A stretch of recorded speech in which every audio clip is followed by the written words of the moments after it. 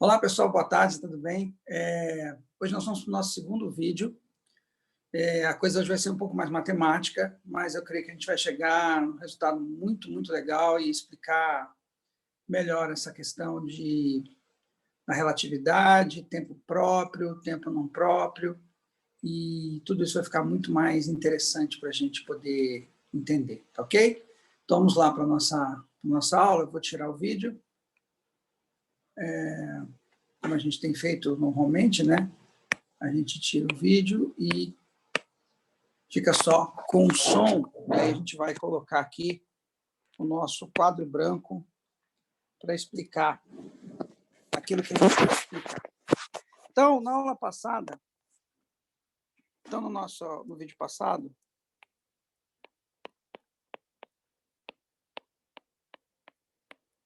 nós fizemos uma viagem histórica, onde nós saímos da relatividade de Galileu.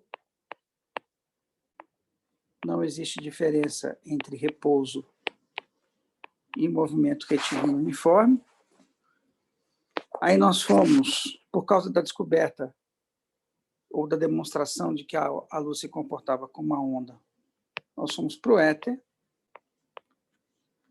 E lá no éter, o éter era o repouso absoluto. Nós vimos a questão lá do experimento de Michelson e Morley, onde não foi detectada a velocidade da Terra com relação ao éter, né? Não foi detectado o movimento absoluto, que seria o movimento em relação ao éter.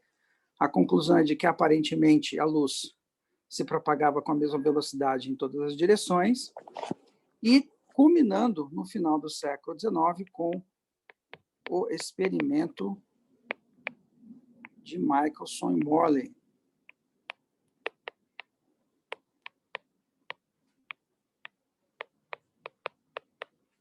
Muito bem.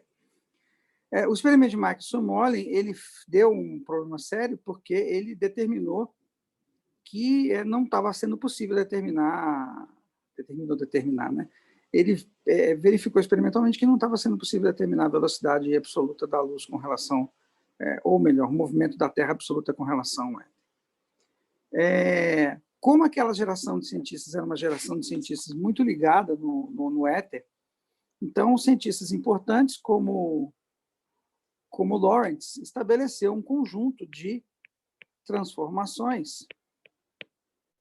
E essas transformações, elas partiam de algumas propriedades que o Lorentz atribuía ao elétron e que não estavam muito bem definidas ainda, né?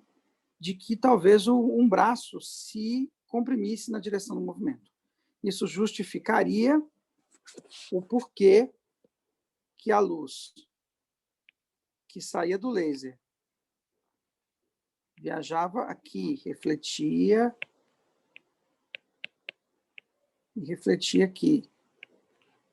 E o outro braço do interferômetro, da luz que vinha aqui, refletia nesse espelho e voltava aqui. E esses dois feixes, então, em um detetor,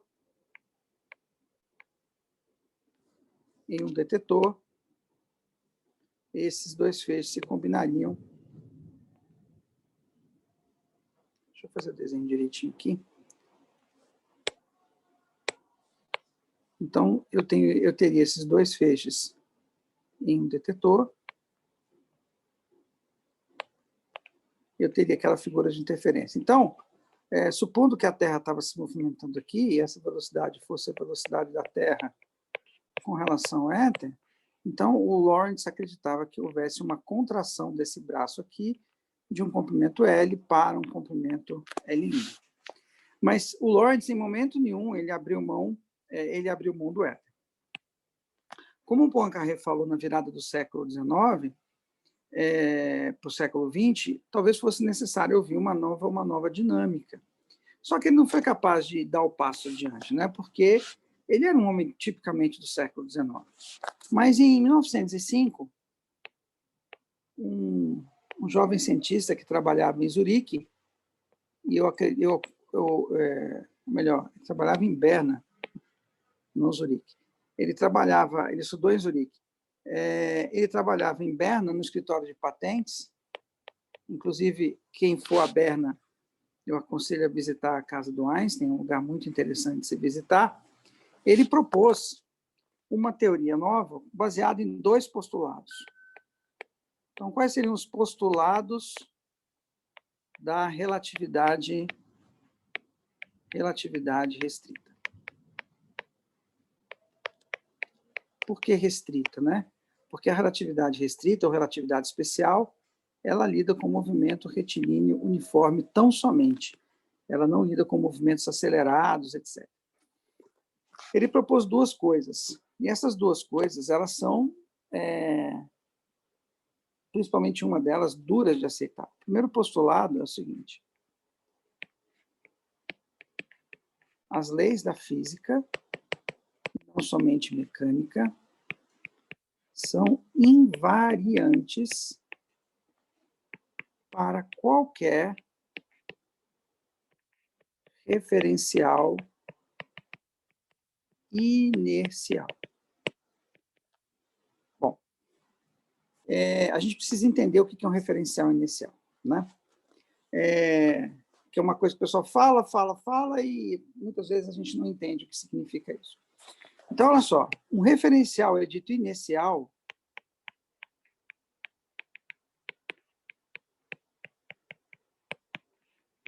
se nele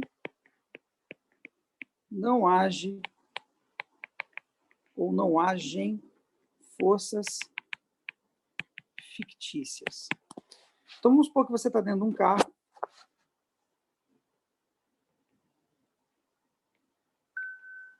Está sentado num banco, né? Está aqui.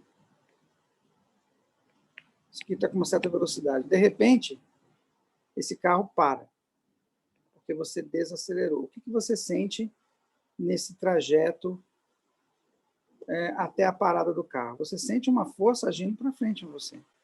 Essa força existe? Não, na verdade, essa força é exatamente a lei da inércia. A sua tendência era continuar em movimento, mas como o banco tem um atrito, ele te segura aqui e você não vai para frente. Mas para quem está dentro do carro, no momento em que existe uma aceleração contrária aqui, é como se houvesse uma força para frente. Então, em referenciais iniciais, não agem forças fictícias. Então, assim, qualquer experimento físico que eu fizer neste referencial tem que ter os mesmos resultados que eu tiver nesse mesmo referencial. Ou seja, ele retoma a relatividade de Galileu dizendo o seguinte: não existe diferença entre repouso e movimento retilíneo uniforme. O segundo postulado, ele é mais impactante, né? Ele é mais impactante. O segundo postulado é o seguinte: a velocidade da luz no vácuo, a velocidade da luz no vácuo é a mesma para qualquer referencial inercial. Gente, isso aqui é um negócio muito difícil da intuição aceitar quando a gente entende a seguinte informação. Vamos supor que eu tenho um trem. Eu tenho um trem que se movimente para a direita com uma velocidade de 299.998 quilômetros por segundo. Só que esse cara está em movimento retilíneo uniforme, então esse cara, ele simplesmente ele acha que está em repouso, e com toda razão ele pode achar que está em repouso, e a Terra que está se movimentando no sentido contrário. Exatamente no momento que ele passa por um indivíduo que está no chão, esse cara tem uma lanterna na mão, esse cara joga um pulso de luz. Esse pulso de luz se propaga com uma velocidade c, vamos arredondar, 300.000 quilômetros por segundo. Então, olha só, a velocidade do pulso de luz com relação a esse observador é de 300.000 quilômetros por segundo. Só que o cara que está dentro do trem, ele está se movimentando para a direita com 299.998 quilômetros por segundo. Se a gente for pensar em termos clássicos, com que velocidade ele veria o pulso de luz? Aí você fala, Faria Pires, se for pensar em termos clássicos, ele vai se movimentar, o pulso de luz vai se movimentar em relação a esse observador com 2 quilômetros por segundo. Mas o que ele diz, pessoal, é que a velocidade da luz no vácuo é a mesma para qualquer referencial inicial. Ou seja, esse indivíduo aqui, esse indivíduo que eu vou chamar de 2, vê a luz se afastando com 300 microns por segundo, e esse indivíduo que eu vou chamar de 1, ele vê também a luz se afastando com 300 microns por segundo. E aí a gente fica o quê? Uma grande interrogação. Conclusão é que a maneira pela qual os observadores medem tempo e espaço não é a mesma.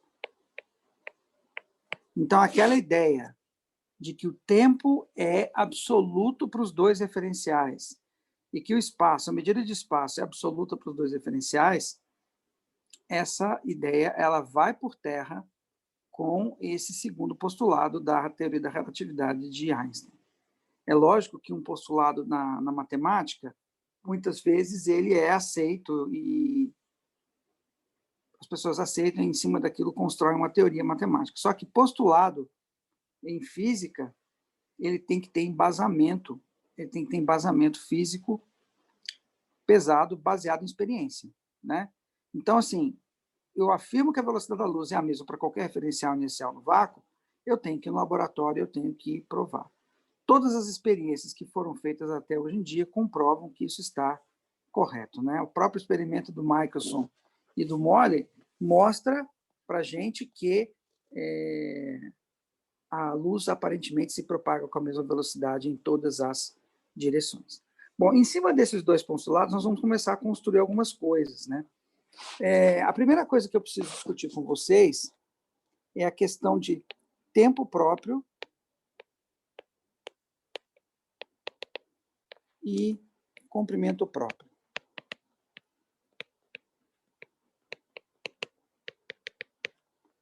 Então, vamos lá. Quando eu vou medir o tempo entre duas coisas,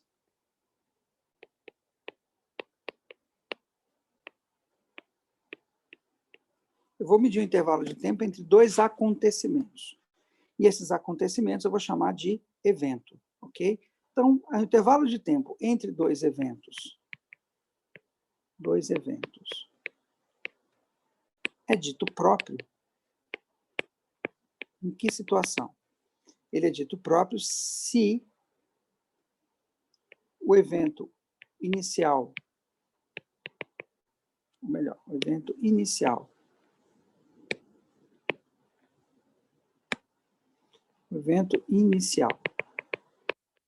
e o evento final ocorrem na mesma posição para este referencial. Então, se eu vou medir o intervalo entre dois eventos, e o evento inicial e o evento final, para mim, ocorrem na mesma posição, esse evento, para mim, é dito, o intervalo de tempo que eu vou medir é dito próprio, certo? Logo, para um referencial onde o evento inicial e o evento final ocorrerem em posições distintas, esse tempo é chamado tempo não próprio. Vai ficar mais claro com um exemplo que eu vou mostrar para vocês na sequência, que é o relógio de luz. Comprimento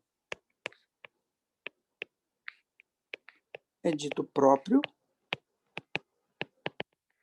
se a medida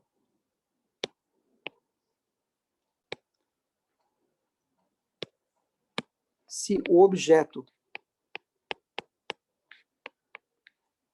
da medida encontra-se em repouso em relação a quem mede. Então, se a minha régua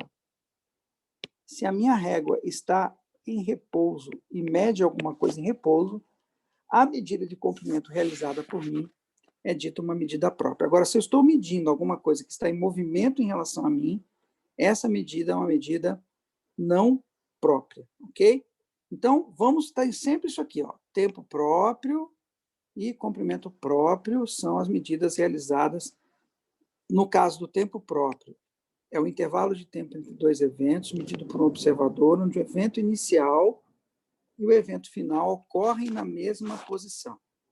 Comprimento próprio é o comprimento medido por um observador no qual, ou em relação ao qual, o objeto a ser medido encontra-se em repouso. Se isso não ocorre, a gente diz que o comprimento é um comprimento não próprio. Então, vamos a um experimento interessante, que é o experimento do relógio de luz. É um experimento mental, né? A gente não faz experimento na prática, apesar de que com relógios atômicos e com relógios de grande precisão, não haveria nenhum problema em fazer essa medida, tá certo? Mas vocês vão perceber o que eu quero mostrar para vocês. Então, vamos imaginar que eu tenho uma estação, ok? Uma estação. E nessa estação eu tenho um vagão. Esse vagão. Na base do vagão, eu tenho um laser. E aqui em cima eu tenho um espelho. Essa distância aqui é uma distância... Vou apagar aqui. Então, eu tenho aqui um espelho. Essa distância aqui é L. Ok? E eu tenho um cara aqui dentro. Esse cara tem um relógio aqui em cima dele. E esse trem se movimenta em relação à plataforma com a velocidade v.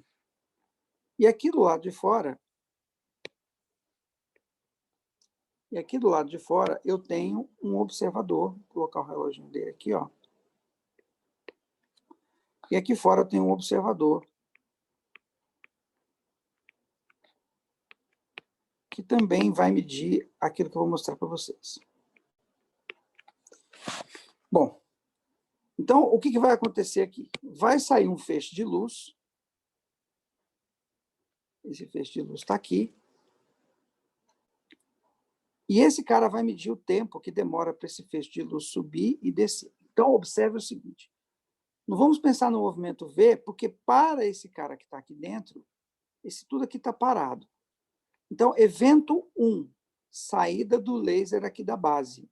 Esse laser sobe, bate e volta. Evento 2, chegada do laser aqui embaixo. Observem que o evento 1, saída do laser dessa posição, e o evento 2, chegada do laser nessa posição, ocorrem na mesma posição. Então, se eu colocar aqui um sistema de coordenadas x', y',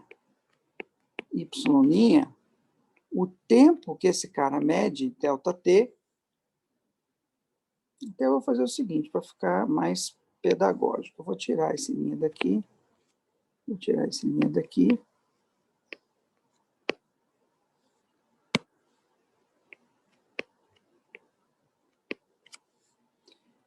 vai ficar XY. Então, o ΔT vai ser igual a quem? 2 vezes o L, dividido pela velocidade da luz, certo? Então, nós temos o tempo medido pelo cara que está aqui dentro. E, obviamente, como os dois eventos ocorrem na mesma posição, esse evento é chamado de evento com tempo próprio. O tempo próprio é 2L sobre C, a gente pode ver claramente depois que o tempo próprio é sempre o menor tempo possível. Para o cara que está do lado de fora, a situação é um pouco diferente, eu vou fazer a figura aqui embaixo. Então, para o cara que está do lado de fora, o trem, eu vou fazer uma ampliação também, tá? O trem inicialmente estava nessa posição, está se deslocando para cá. Então, quando o feixe de luz chegar aqui em cima,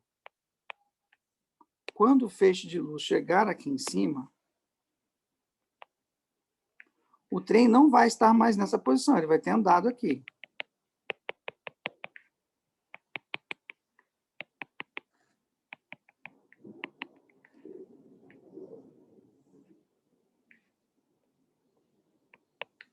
Então, vou fazer isso.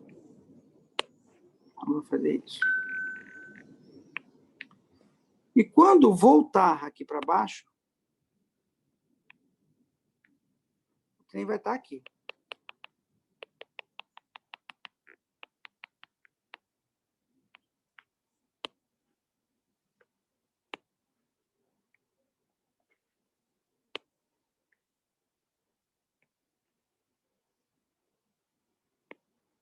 Então, olha só, o trem estava aqui, passou por essa posição,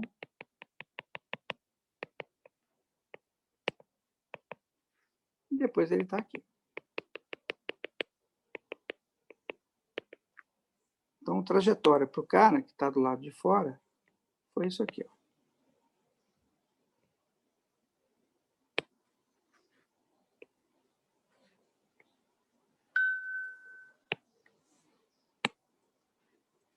Agora, olha só então, pessoal. Olha só que coisa interessante. Essa distância continua CL. Observe que o evento 1, eu vou colocar aqui um sistema de coordenadas preso nesse observador, x', y'. Para esse observador, o evento 1, saída do laser, e o evento 2, chegada do laser, não ocorrem na mesma posição. Portanto, esse tempo é um tempo não próprio. Só que nós temos aqui um Pitágoras. Onde isso aqui, esse tempo aqui, é V delta T' sobre 2, onde delta T' seria o tempo para sair daqui e chegar aqui, isso aqui continua CL, e aí que vem um detalhe. Se eu usar o postulado de Einstein, de que a velocidade é a mesma em qualquer direção, então isso aqui vai ser C delta T' sobre 2. Então, observe que eu tenho um Pitágoras aqui, um triângulo retângulo, que é esse retângulo aqui. E eu posso escrever o quê? Que C quadrado delta T' ao quadrado sobre 4 é igual a V quadrado delta T' ao quadrado sobre 4 mais L ao quadrado. Isso aqui é trivial, né? Vou chegar aqui, delta T' é igual a 2L sobre C, raiz de 1 menos V quadrado sobre C quadrado. Observem que coisa interessante. Os tempos não são iguais. Então, se para esse cara que está aqui dentro passou um tempo, vou até colocar um pouquinho maior, se para o cara que está aqui dentro passou um determinado tempo, para o cara que está do lado de fora, passou mais tempo. Ou seja, conclusão, relógios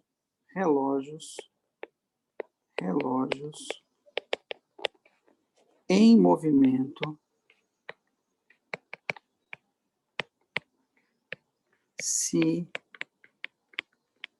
atrasam. Relógios em movimento se atrasam. É um negócio incrível, né?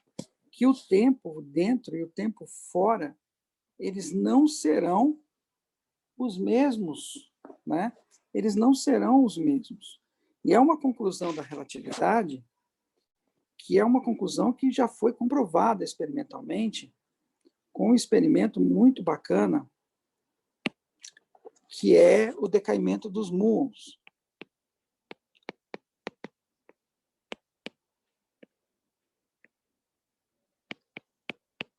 Então, olha que interessante, né? Olha que interessante.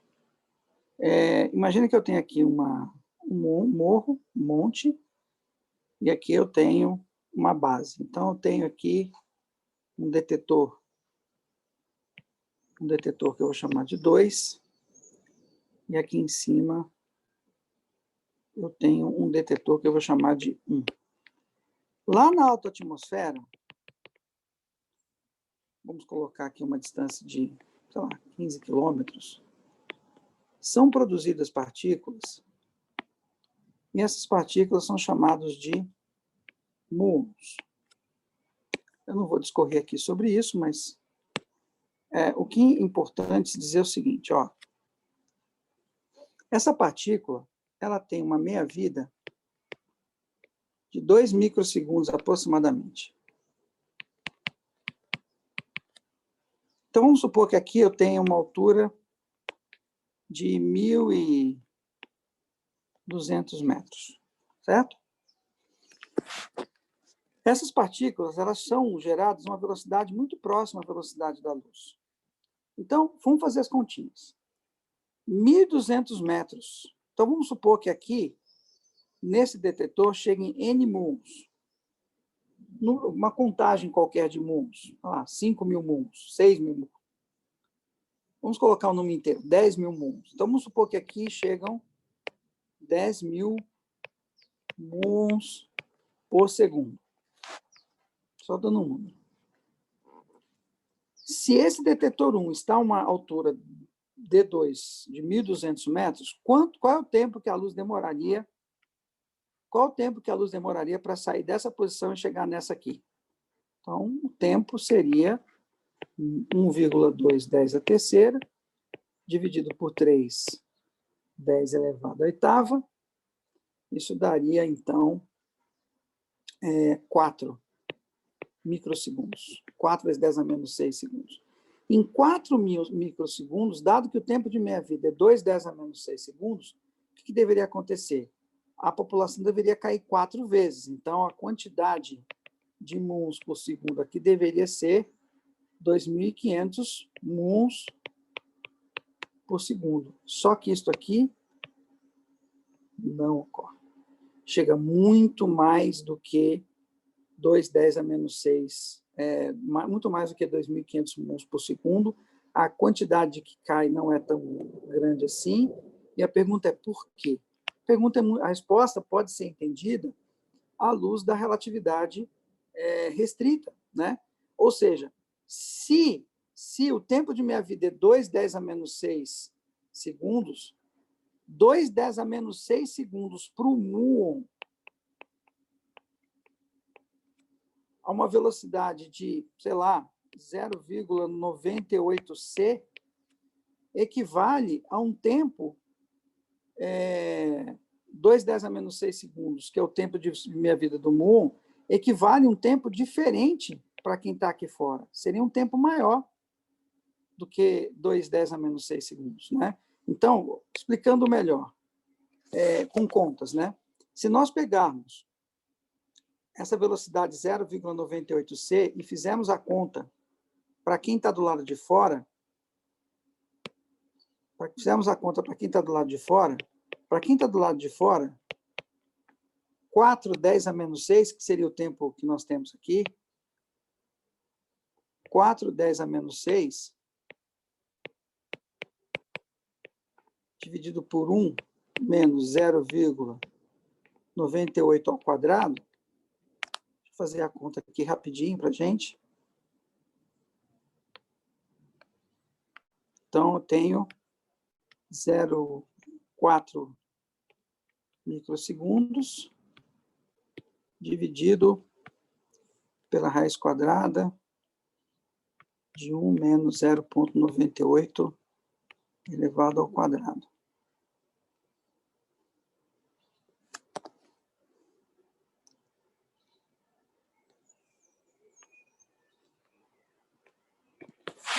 Ah, 0,98 elevado ao quadrado. Isso vai dar, pessoal, para você ter uma ideia, isso vai dar em torno de 20 microsegundos. Ou seja, a distância percorrida pela luz, ou percorrida pelo objeto, ela vai ser bem maior do que seria fora, porque como passou mais tempo, a distância vai ser maior. Então, seria 2 10 a menos 5, vezes, vamos arredondar aí, 3/10 3 vezes 10⁸, isso aí vai dar 6 vezes 10⁻³ metros. Ou seja, era para andar uma distância, 2 microsegundos na velocidade da luz, daria 600 metros, mas, na verdade, ele vai andar 6 quilômetros para o observador que está do lado de fora. Então, resumindo essa experiência tão interessante, né, esse experimento, se o tempo passasse para o muon e para o observador externo a mesma coisa, sendo que isso aqui é gerado a 15 quilômetros de altura, praticamente não era para você perceber nenhum muon chegando na Terra, houve uma contagem muito baixa. Por quê? Porque 2 microsegundos, a velocidade da luz é 3 vezes 10⁸ metros por segundo, a cada 600 metros, a população de muons deveria cair pela metade. Então, 600 metros a partir daqui, caiu pela metade, caiu pela metade, caiu pela metade, caiu pela metade. Quanto que chegaria aqui embaixo? Mas, na verdade, não. Na verdade, há uma dilatação do tempo, de tal maneira que, para um observador externo, passa um tempo maior do que o tempo que passa para o mundo. Então, essa conclusão é a conclusão que a gente chama de dilatação do tempo, e na nossa próxima aula nós vamos falar da contração do espaço. Espero que você esteja gostando. Até a próxima, pessoal.